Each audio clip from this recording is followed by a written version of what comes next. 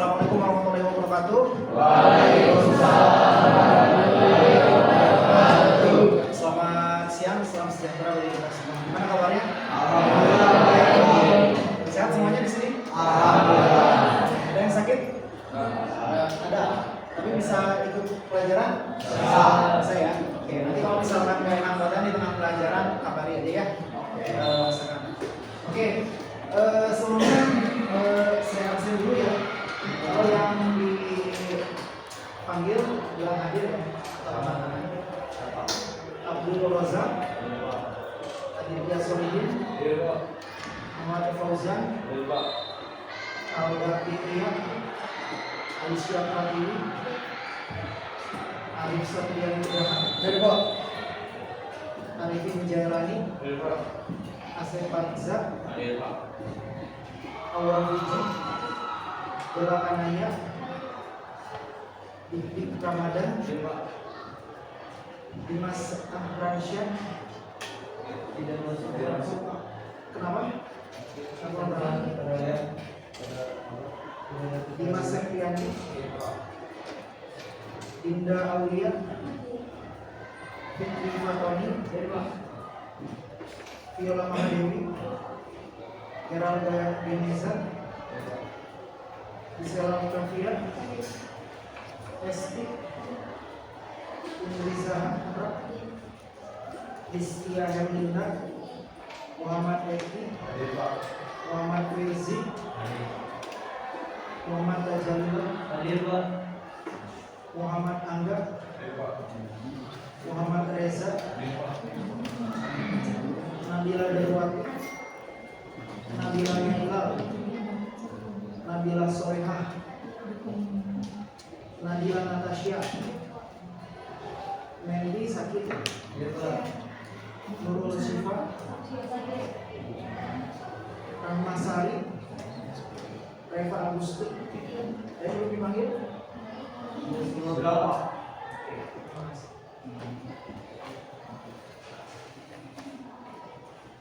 Oke teman-teman, hari ini kita masuk materi baru ya, tentang unsur pembentuk PROM untuk keaglomeratif, kecerdasan artifisial generatif. Di pelajaran pelajaran informatika ini erat kaitannya dengan mata pelajaran baru ya, mata pelajaran coding dan kecerdasan artifisial. Seiring adanya nawacita dari pemerintahan baru mengharuskan setiap anak-anak di jenjang sekolah dasar, menengah dan menengah atas itu harus mulai mempelajari mata pelajaran coding. Maka dari itu pelajaran coding di informatika kita sisipkan ya. Oke. Sebelumnya ada pertanyaan dari materi yang kemarin. Terakhir kita belajar apa sih? Tentang pembuatan PROM. Oke, tentang pembuatan PROM ya. Tentang desiminasi KKA juga ya. Jadi insya Allah untuk materi selanjutnya tentang pembuatan di KKA jadi lebih mudah. Jadi harap jawab seperti itu. Oke, ada pertanyaan nggak ada? Aman? Menarik ya. Oke, di sini ada tujuan pembelajaran. Tujuan pembelajarannya yang pertama, kalian itu diharapkan dapat mampu menjelaskan konsep dasar dan cara kerja KA secara generatif. Bagaimana bentuknya, produknya seperti apa, hasilnya bagaimana, dan juga cara pembuatnya seperti apa. Jadi ya, dan yang kedua, kalian itu diharapkan mampu menerapkan berpikir komputasional, berpikir layaknya komputer. Kita tahu manusia sama komputer itu memiliki bahasa yang berbeda. Kalau manusia level bahasanya level mana? Level yang tinggi, ya hanya dengan isyarat, hanya dengan kedipan mata bahkan sudah bisa mengartikan, membuat sebuah arti. Tapi kalau misalnya komputer bisa ya, susah. Maka dari itu kalian harus mampu berpikir komputasional layaknya seperti sebuah komputer agar menjadi penghabilan kreatif dan dapat membangun proyek kreatif menggunakan perangkat KA. Selanjutnya dapat menghasilkan proyek konten kreatif berbasis KA. Banyak ya, kemarin-kemarin kita lihat di media sosial ada model 3D figur dari foto kita sendiri ya. Nah, itu adalah salah satu produk dari kecerdasan artifisial. Perlu coding nggak sih seperti itu? Nah, perlu ya, hanya perlu memasukkan prompt teks dengan bahasa kita sendiri ya. Dan hasilnya bisa kita bisa sesuai kompetensi sesuai keinginan. Dan yang ketiga, kalian mampu merefleksikan isu-isu etika yang berkaitan dengan tantangan penggunaan kata di dunia nyata dan cara menghadapinya. Ada nggak yang ini? Yang saya pernah kelas berapa ya? Tapi bukan kelas ini. Kemarin kan saya ngasih tugas ini ya, ngasih tugas cara pembuatan prompt ya. Ada loh yang nulisnya kayak gini. Tolong buatkan saya cara membuka sebuah logo menggunakan penyitik. Nanya ke AI, dia bikin prompt seperti itu, terus hasil outputnya keluar. Nah itu tujuannya buat apa gitu ya? Nah itu harus bijak ya. Meskipun teknologi menggunakan, tapi pada hakikatnya bisa jadi pisau bermata dua ya. Ada nggak di sini yang mencoba cara membuat petasan yang luar biasa menggelegar?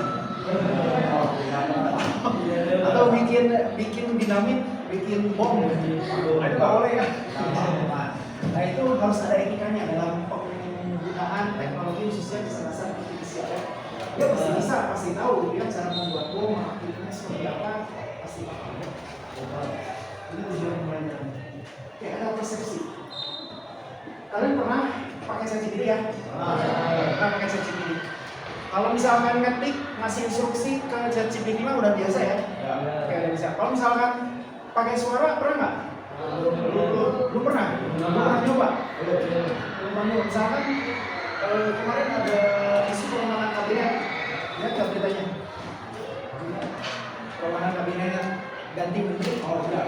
Nah, misalkan kalian penasaran nih, siapa menteri yang baru gitu ya? Terus kalian ini lagi sibuk atau malas ketik, coba tanya aja melalui pesan suara, itu bisa juga ya. Nah terkadang gaya bahasa atau misalkan pelafalan dalam sebuah kalimat yang kita ucapkan kepada ChatGPT itu juga mempengaruhi hasil. Ya, sama sih seperti kalian ngobrol, misalkan ada orang yang ngobrol normal ya, bahasanya tuh agak kurang gegap gitu ya, agak kurang dipahami gitu ya. Ya kalian tuh pasti meresponnya juga bingung gitu ya. Nah, sama teknologi juga, kalau misalkan kita pelafalannya salah, pasti dia juga bingung atau mungkin keliru ngasih hasil atau outputnya. Oke. Kalau misalkan kalian berbicara dengan ChatGPT atau keahlian lainnya untuk membuat sebuah gambar, teks atau musik, hasilnya bisa berbeda-beda.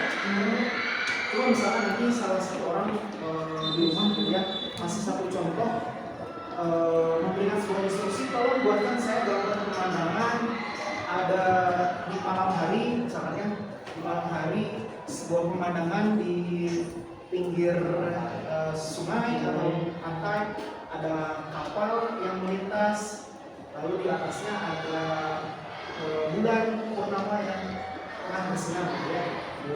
Kayaknya kalau misalkan satu kali dieksekusi hasilnya seperti ini. Ketika eksekusi kedua boleh jadi akan berbeda. Kalau misalkan prompt itu jelas benar gitu ya, pasti hasilnya akan akurat. Kalau misalkan promptnya ambigu, hasilnya juga bisa salah. Jadi tujuannya adalah memahami unsur-unsur pembentukan prompt agar bisa berkomunikasi dengan AI secara efektif. Sampai sini ada pertanyaan nggak? Oke. Sekarang kita ke definisi dulu ya. Apa itu prompt? Perintah apa? Instruksi untuk memberikan jawaban. Oke, untuk mencari sebuah jawaban yang diinginkan. Oke, kepada artificial intelligence. Ya, prompt seperti ini ya. Prompt adalah perintah atau instruksi yang berkaitan yang diberikan kepada sistem kecerdasan artificial AI atau KA agar menghasilkan jawaban sesuai yang kita inginkan. Ya. Kalau misalkan contohnya ada prompt umum, tuliskan sebuah puisi. Bisa nggak AI menulis sebuah puisi? Bisa. Kalau misalkan pilihannya seperti itu, kalau tuliskan sebuah puisi, itu nanti hasilnya terlalu beragam, terlalu general, terlalu umum. Misalkan cuma gini ya, orang tua kalian nyuruh, kalau ambilkan air minum, ya, kalau ambilkan air deh, air. Ini minum nih, air teh air apa? Air teh, air mineral, air jus, gitu ya.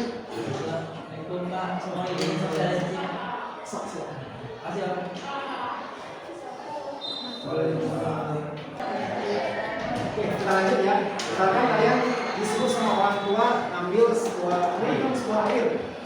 Ini masih belum ya? Air minum, air teh, air kopi, jus, gitu ya. Kalau misalkan detail nih, kalau ambilkan air putih di gelas yang warna ini, gitu ya, ukurannya sekian, yang dingin, gitu ya. Nah, itu akan lebih spesifik dan akan lebih jelas hasilnya. Ya, nah itu adalah contoh prompt, ya, di dunia nyata. Nah, kalian itu ketika nanti menggunakan KA atau AI, berikan perintah yang cukup jelas. Nah, itu pun ada unsur-unsur nanti yang kita jelaskan. Oke, ada rekayasa prompt. Rekayasa prompt ini adalah atau prompt engineering adalah teknik merancang, menyusun dan mengoptimalisasi instruksi prompt agar kecerdasan buatan atau AI dapat memberikan jawaban sesuai dengan kebutuhan pengguna. Yang tadi saya jelaskan ya, kalau misalkan ambilkan air minum, yang jelas nih, air minumnya seperti apa, kondisinya bagaimana, wadahnya bagaimana, gitu ya. Jadi lebih spesifik agar jelas, agar keinginan dari si pemberi instruksi itu juga puas dengan hasilnya. Ya.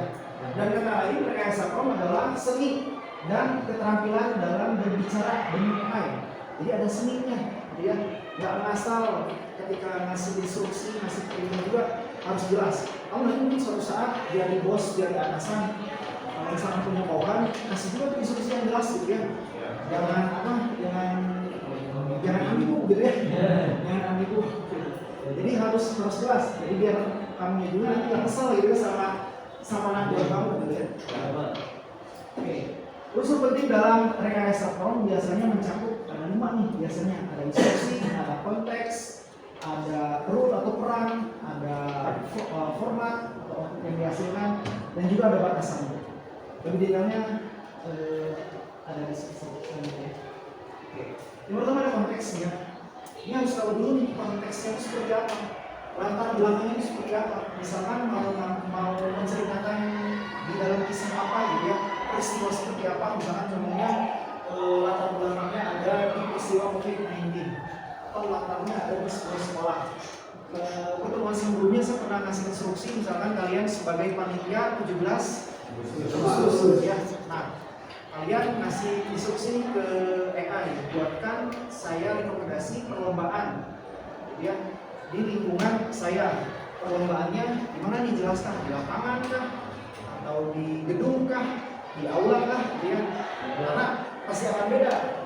Perlombaan yang dilakukan di lapangan, di gedung, di aula itu akan berbeda, ya. Nah, itu namanya konteks, ya. Lalu ada instruksi, mau diapain, berikan rekomendasi. Atau misalkan jawablah pertanyaan ini, buatlah ringkasan. Nah, itu adalah instruksinya, harus ada instruksinya, perintahnya, gitu ya. Lalu yang selanjutnya ada role atau perannya. Saya adalah seorang panitia 17 Agustus. Nah, itu adalah perannya, ya. Lalu ada formatnya, bentuk yang ingin dia tampilkan apa, apakah per poin-poin, tabel, atau misalkan bentuk naratif, gitu ya. Dan yang terakhir ada batasan atau mungkin ada detail tambahan. Misalkan batasannya untuk anak usia, perlombaan yang pertama untuk anak usia 3 sampai 10 tahun. Perlombaan yang kedua untuk usia remaja 11 sampai 20 tahun. Perlombaan ketiga untuk usia 21 tahun ke atas sampai dewasa. Nah, itu adalah batasannya. Ada yang mau menanyakan? Belum? Ada strategi penyusunan prompt. Strategi penyusunan prompt itu ada 2 ya. Ada zero shoot, ada few shoot. Kalau zero shoot adalah memberikan instruksi secara langsung kepada AI, ya. ini dua-duanya penting ini ya, gimana kebutuhan. Kalau misalkan kalian hanya instruksinya hanya simpel, misalkan kamu terjemahkan kalimat selamat pagi dalam bahasa Jepang, itu kamu nggak usah jelasin dulu siapa saya, konteksnya seperti apa, itu nggak perlu. Lihat unsur-unsur seperti itu tidak perlu. Jadi langsung aja nanya ya. Tolong terjemahkan kalimat selamat pagi dalam bahasa Jepang seperti apa? Ini bahasa seperti ini, pelafalan seperti ini. Lalu ada Fusion. Nah, Fusion ini adalah memberikan instruksi dengan beberapa contoh agar AI belajar pada pola tersebut. Jadi bisa membantu kita memahami gaya, format, dan juga keinginan kita sehingga hasilnya itu nanti lebih komprehensif. Ya, bisa jadi diberikan contoh-contohnya, misalkan kucing itu cat, anjing itu dog, burung itu apa? Nah, lihat seperti itu. Kalau burung apa? Jawabannya tadi.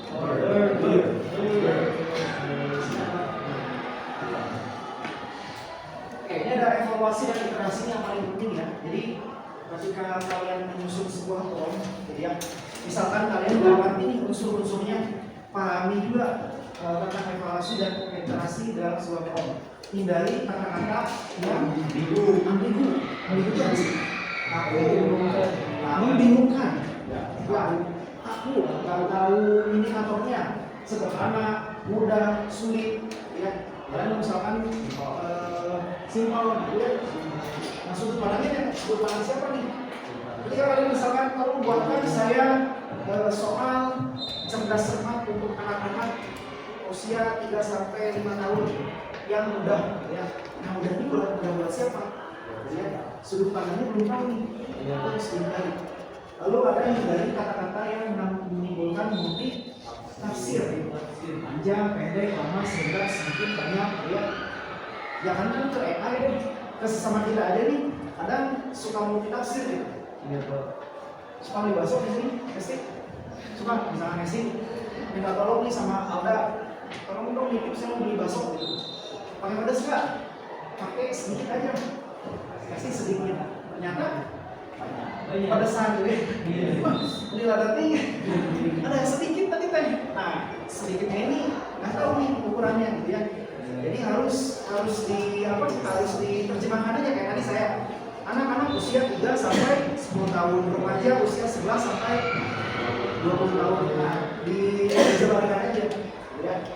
Jadi biar tidak menimbulkan komplikasi. Lalu verifikasi dan akurasi. Cek sumber siapa kita nih. Yang nyuruhnya siapa? Harus tahu nih, ketika AI mendapatkan sebuah perintah, dari siapa ini tuh? Kalian tuh sebagai siapa? Kalau misalkan sebagai siswa, tulisnya sebagai siswa. Kalau kalian sebagai panitia perumahan, tulisnya sebagai panitia perumahan. Nanti hasilnya akan jauh lebih komprehensif gitu. Jadi nanti dia akan memberikan hasil berdasarkan sudut pandang kalian. Lalu yang selanjutnya adalah relevansi. Sesuai nggak topiknya, tentukan konteksnya. Lalu ada kreativitas. Nah, ini gimana kreativitas kalian dalam menyampaikan ya, dalam menyampaikan instruksi gitu ya. Lalu yang terakhir ada deteksi bias, hindari kesalahan. Kenapa? Karena kita sebagai user ketika memberikan perintah kepada komputer atau AI itu bersifat mutlak ya. Walaupun kita salah sebenarnya. Walaupun kita salah, tapi itu sifatnya mutlak. Misalkan mau nulis tangga jadi tinggi gitu ya. Tangga punya arti sendiri, tinggi punya arti sendiri, jauh beda gitu ya. Tapi kalau misalkan typo salah, itu kita tetap dianggap benar gitu. Ya, jadi instruksi dari kita, dari user itu mutlak sifatnya. Makanya harus dihindari kata-kata stereotip atau kesalahan bahasa sehari-hari kita typo gitu ya. Lalu selanjutnya adalah iterasi, diperlukan untuk menyempurnakan hasil. Jadi dicek lagi, diulangi lagi, baca dulu nih instruksinya sebelum di enter gitu ya. Sebelum kalian di enter, sudah nanti dibaca dulu. Kalau misalkan sudah benar, silakan di enter, nanti silakan lihat sudah dicek. Sampai sini ada pertanyaan?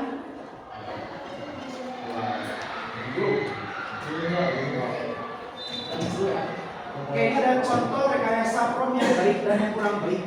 Ya. Kalau misalkan yang kurang baik nih, jelaskan tentang komputer. Ini dia ini. Jadi terlalu umum. Jelaskan tentang pemuda, jelaskan tentang dokter, jelaskan tentang sekolah, jelaskan tentang guru.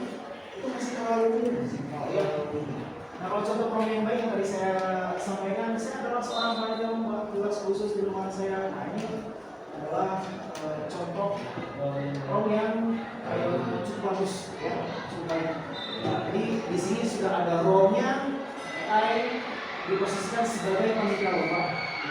Saya adalah seorang panitia lomba. Ada instruksinya jelas, berikan saya rekomendasi, memberikan sebuah rekomendasi. Ada batasannya, ada 3 kategori usia anak, remaja, dan dewasa. Lalu ada tambahan batasan jika ada misalkan ada ya. Oke, sekarang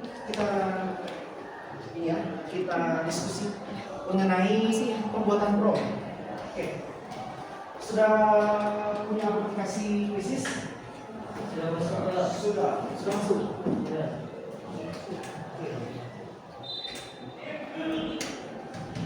Isi cek berapa sih? 105. Iya. Sampai connect? Iya.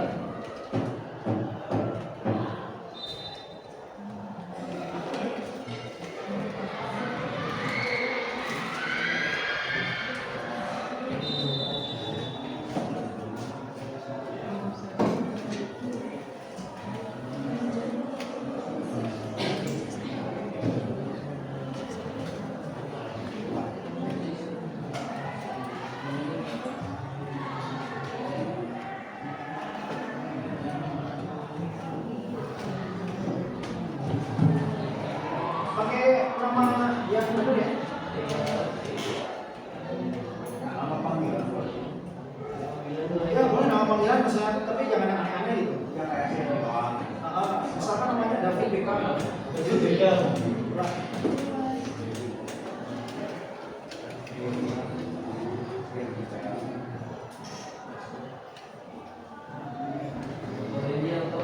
Nih kodenya.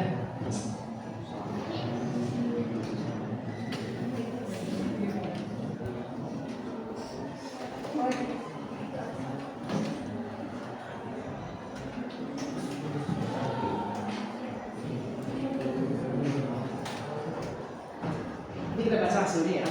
Jadi lalu kita praktekkan. Nanti saya buka salah satu KA generatif, misalkan saya buka film ini atau saya ChatGPT gitu ya. Nanti kalian nanti kita lihat hasil. Ya. Harus disediakan sama siswa. Ya. Harus disediakan sama siswa. Saya buka dulu. Ya, harus di-setting dulu.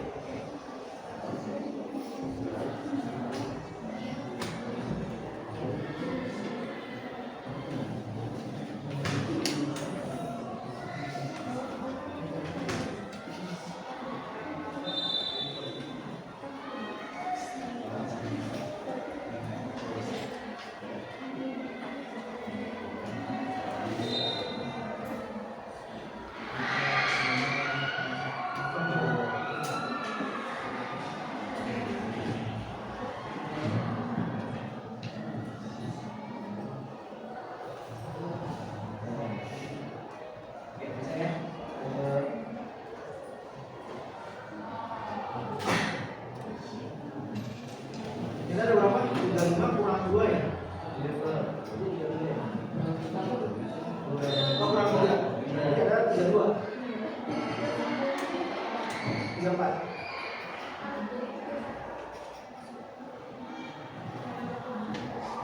Mulai ya. Nanti saya akan lihat ini ya. Ini cuma satu soal, cuma buatlah sebuah prompt dengan tema pesan motivasi untuk menjaga kebersihan lingkungan. Ya. Untuk menjaga kebersihan masyarakat dibuat temanya nanti saya akan tulis di ChatGPT atau di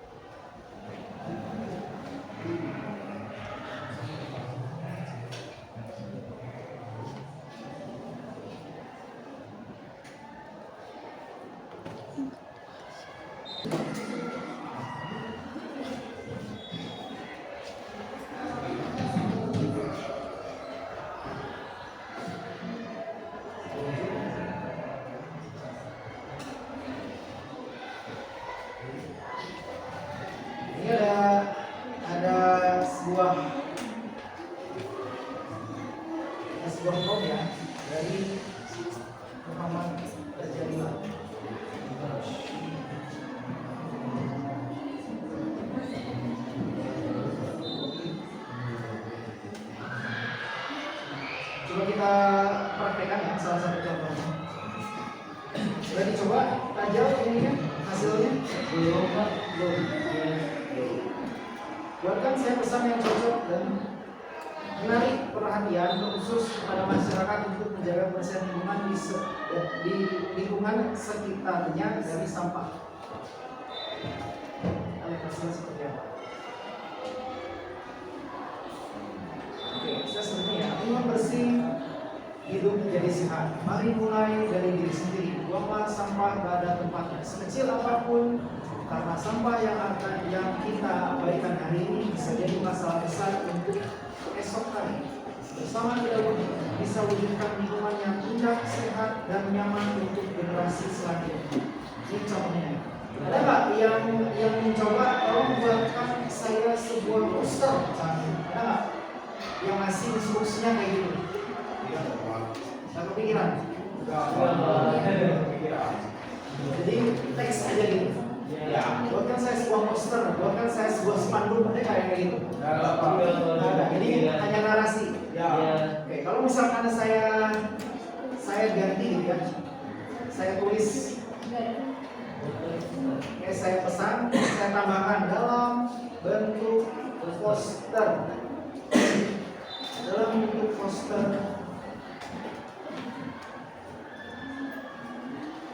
dimensi potret. Oke, coba kita lihat hasilnya.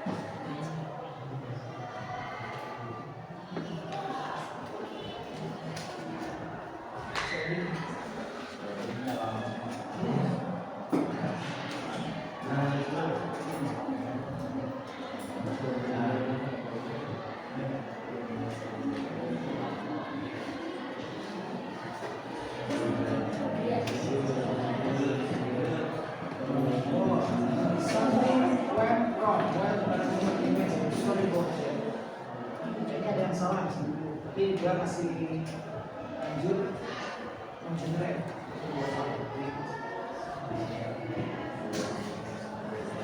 Jadi mungkin hasilnya kurang komprehensif.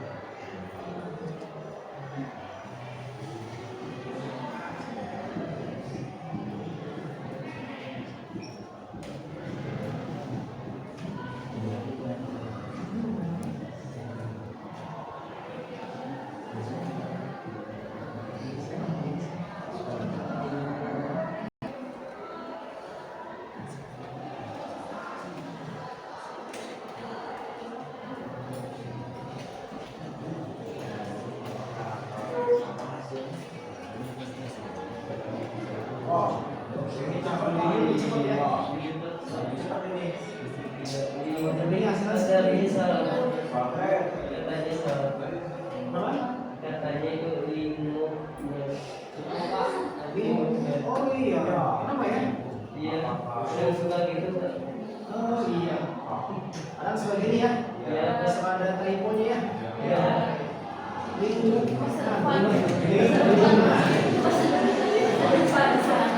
Saya lingkungan ya. Iya. Waduh, depan AI-nya yang tipe itu Pak. Mana tuh Pak? Udah ya Pak ya. Justru si AI yang tipe ya. Iya. Bagus tadi bisa main terus. Kalau cukup kita lanjut ke kuis kedua ya. Barunya baru Pak. Kalinya baru.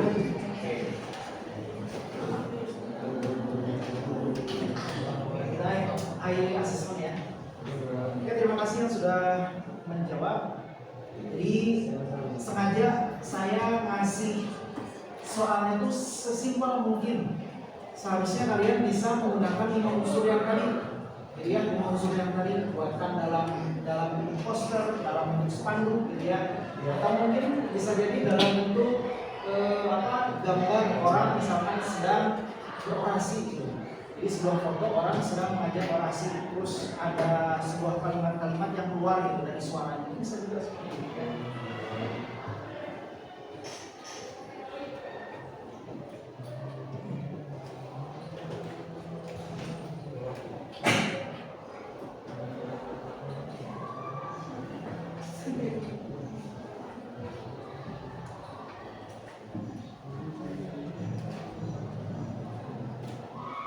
Sekarang silakan ada kuis kedua. Ini bentuknya pilihan ganda ya. Ya, oke.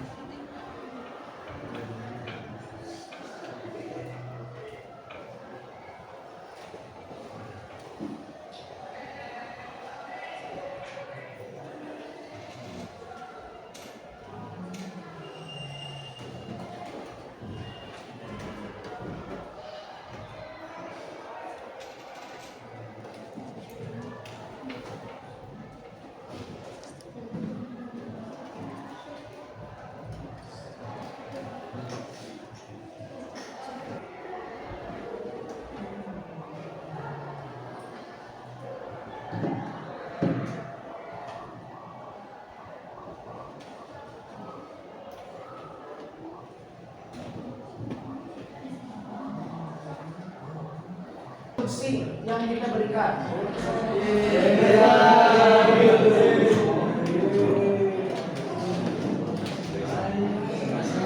Jawab benar ya. Jawabannya adalah perintah atau instruksi yang diberikan kepada sistem AI agar menghasilkan jawaban yang sesuai kita inginkan. Next ya, siap ya. Berikut ini merupakan contoh prompt dengan view shot. View shot yang benar adalah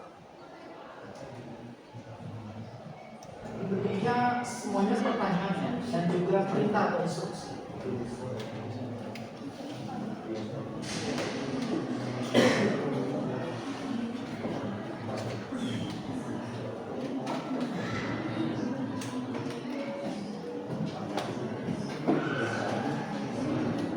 Oke, jawabannya apa yang benar?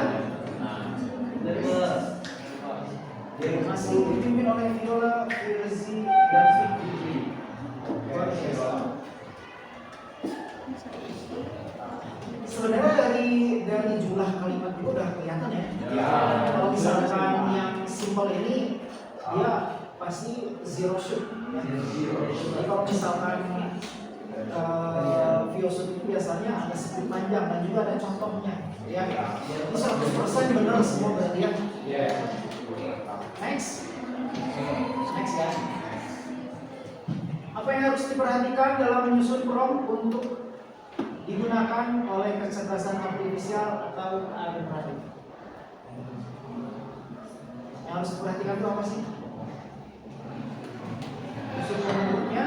bahasa pemrograman, basis data yang lengkap, akurasi data yang dihasilkan.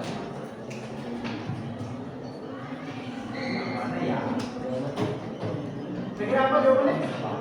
Bahasa pemrograman. Bahasa pemrograman.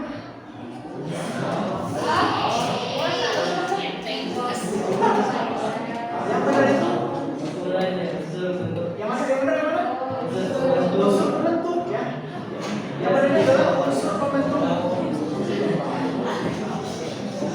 Unsur pembentuknya ya. Kan kita kalau misalkan ngasih pembentuk nggak pakai bahasa pemrograman ya. Next ya. Berikut ini yang bukan termasuk ke dalam unsur pembentuk prom. Jadi ada 5 nih unsur pembentuk prom. Ya. Kalian ingat? Kira-kira apa nih? Mudah kayaknya ini mah ya. Ya. Wah, ini Pak. Jadi salah lanjut.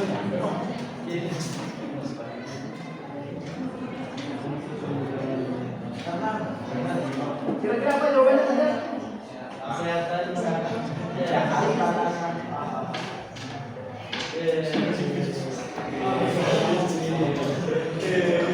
Rama Aura Viola.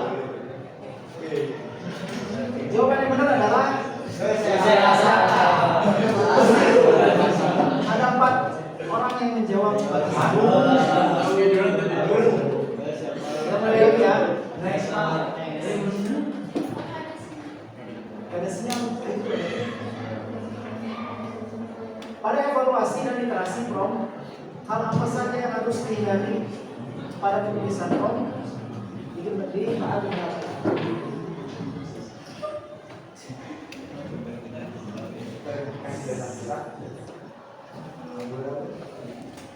yang harus dihindari ya.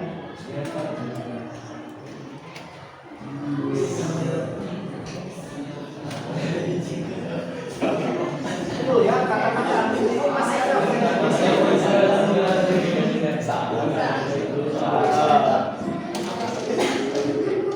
Kata-kata itu harus dihindari ya. Kita next ya. Bertindaklah sebagai seorang ahli sejarah, misalnya Anda sebagai seorang ahli sejarah, lalu jelaskan revolusi industri dalam bahasa sederhana. Unsur pembentuk prom yang digunakan dari kalimat yang tadi di atas itu apa sih? Unsurnya itu apa? Oh, konteks format terbatas. Itu apa itu? Yang melatar belakang.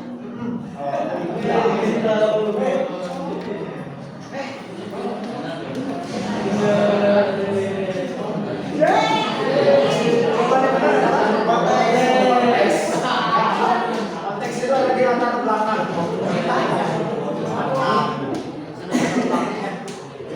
Kalau itu dia perannya sebagai apa? Aturan mainnya kayak gimana, itu namanya rule. Kalau formatnya mau bentuknya narasi, tabel, poin-poin, itu namanya format. Ya, bentuknya grafik itu namanya format.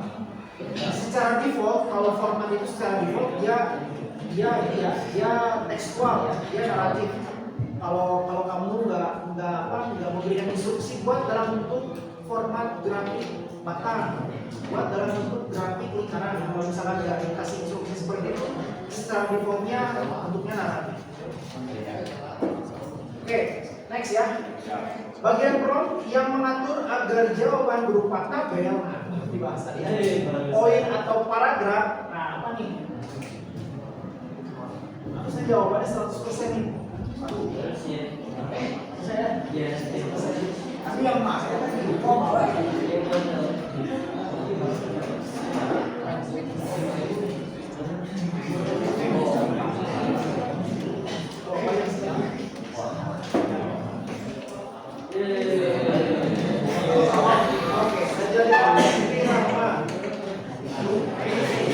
jawabannya format ya, karena kalau format mau bersingkat tabel, mau poin, paragraf. Kita next ya. Konteks dalam prom berfungsi untuk mengurangi jumlah kata dalam jawaban. Memberikan latar belakang, mengatur Mengatur batasi jumlah soal yang mengatur keterangan. Sebenarnya kalau konteks itu ada kata kuncinya ya. Ya. Tulisannya disebutkan ya. Ya. Kalau yang di Posisi 100% ya. Ya.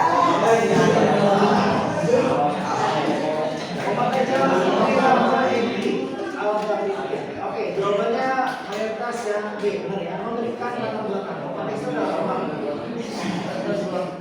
Siap? Siap. Next. Berikut ini merupakan kata generatif yang populer digunakan di Indonesia. Kecuali apa nih?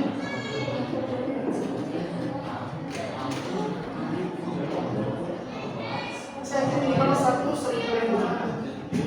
Apa? Tapi yang nggak kalian gunakan yang asing ya kira-kira yang nggak jelas apa nih? Oh iya betul. Gimana sih yakin? Oke, jawabannya adalah apakah corona apa sih? Nggak tahu. Corona. Oke, corona itu seperti semacam AI system ya. Dia produk dari Microsoft. Kalau dari Google ada Google Assistant, kalau dari Apple, iPhone dari Siri namanya ya. Tapi kalau dari Microsoft ada namanya Microsoft Cortana. Next. Siap. Next Pak. Jawaban terakhir, yang terakhir. Ini hanya ada dua ya. Jika kalian ingin membuat gambar 3D model dari foto yang tidak dimiliki, sering bisa form yang paling tepat adalah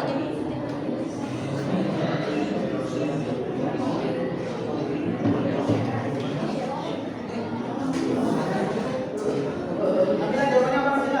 Kira-kira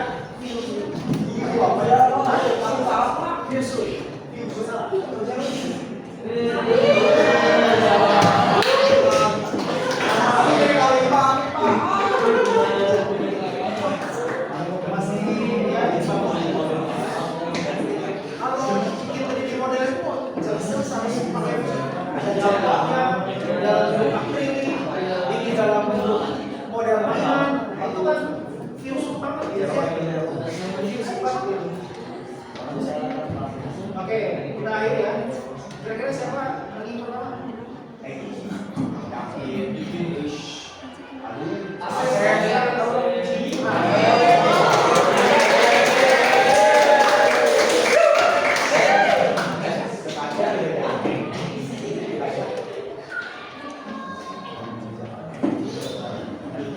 Oke, sampai sini ada pertanyaan? Sekarang ada yang ditanyakan? Gimana Ki? Siap? Yang KA caranya mungkin secara teknis sama, tapi secara kemampuan pasti beda-beda. ChatGPT sama Gemini, ya mungkin cara kerjanya juga. Kalau cara kerja kayaknya sih sama, hasil mungkin Ki yang beda, ya. Yang beda kan mungkin hasil. Ada lagi mungkin tanyakan? Udah, cukup. Cukup?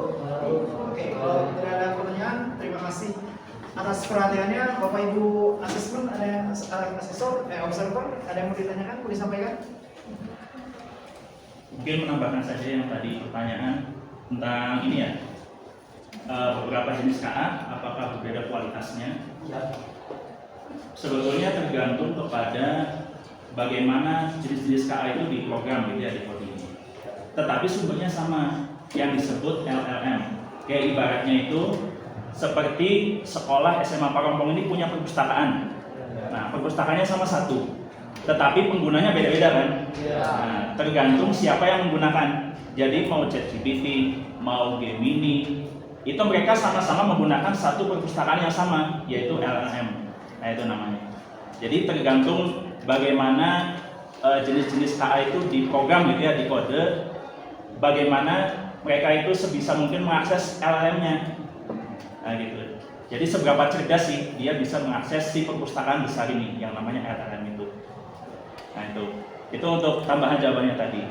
Terus mungkin tambahan mengenai AI ini. Yang perlu kalian perhatikan, AI itu dia bisa menjawab, kalau bahasa kitanya asbun ya. Asbun tapi meyakinkan. Asbun tapi meyakinkan. Jadi kalian perlu untuk, oke saya boleh agak ke depan ya supaya Boleh bahas dengan Oke, ini tambah sedikit. Jadi AI yang kalian gunakan, kalian tetap harus kritis terhadap AI yang kalian gunakan.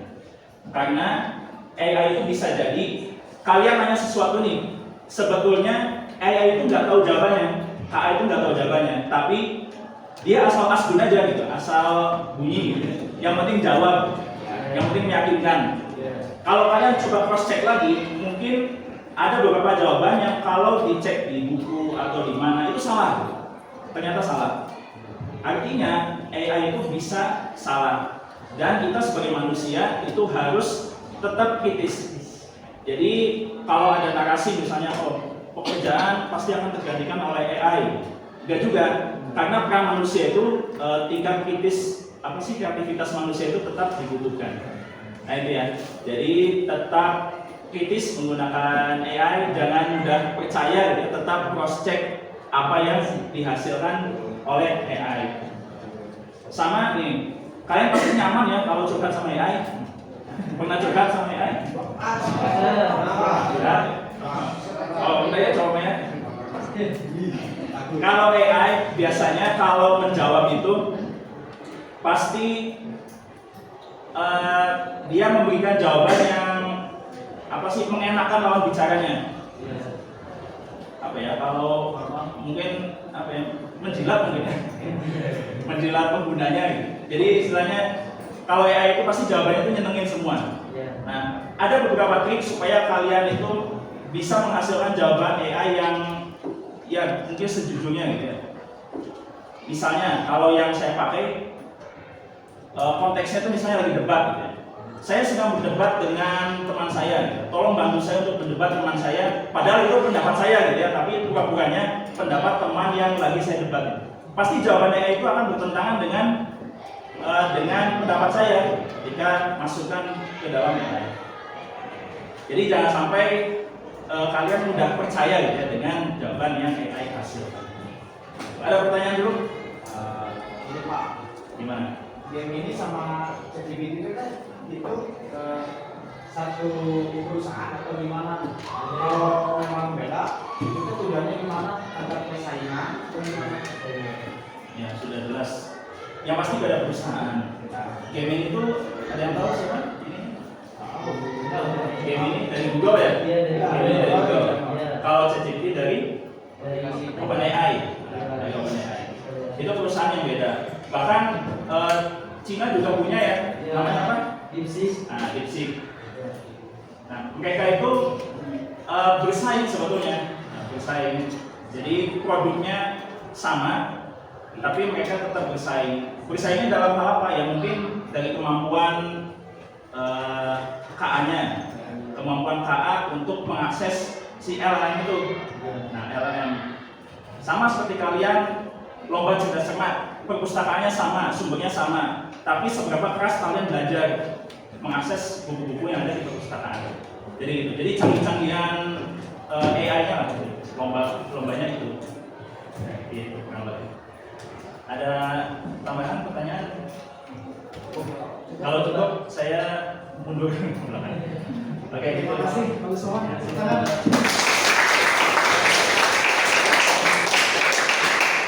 Dari Bu Ade ada yang mau disampaikan? Ada tambahan? Cukup? Oke. Kalau tidak ada, terima kasih atas perhatiannya. Mudah-mudahan pembelajaran ini bisa bermanfaat dan menambah ilmu serta wawasan kita ya. Oke. Ada yang mau disampaikan sebelum ditutup? Cukup. Terima kasih atas perhatiannya. Bila taufiq wal hidayah. Assalamualaikum warahmatullahi wabarakatuh. Waalaikumsalam.